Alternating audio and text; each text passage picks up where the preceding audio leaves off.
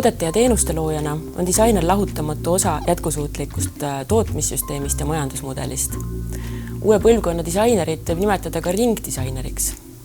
Ringdisainer otsib tooteid luues uuenduslikke lahendusi, arvestades loodusvarade mõistlikku tarbimist ja jäätmete vähendamist, tõhustades olemasolevate ressursside vastutustundlikku kasutamist ja toetades üleminekut keskkonnaohututele tehnoloogiatele ja materjalidele. Eesmärk on välja töötada põimsüsteem, kus tootmine ja tarbimine on eraldatuse asemel liidetud üheks terviklikuks metabolismiks.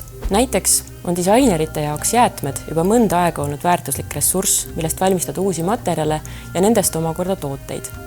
Teame mitmeid näiteid plasti ümbertöötlemisest, aga vähem oleme kuulnud sellest, mis saab lihatööstuse jääkmaterjalist, lambavillast või sellest, kuidas oleks võimalik lokaalselt ümber töödelda hoomamatut hulka tekstiilijäädet. Disaineri roll tänapäeval ei ole luua üksnes ilusaid esemeid, vaid olla kursis uute arengutega keskkonnapoliitikas, materjaliteaduses ja tootmisahelates, kavandada läbi tulevikustsenaariume ja leida lahendusi, olles erinevate valdkondade vahel. Seega siit ka küsimus, kuidas võiks toimida 2050. aasta esemekultuur ja kohalik materjaliringlus?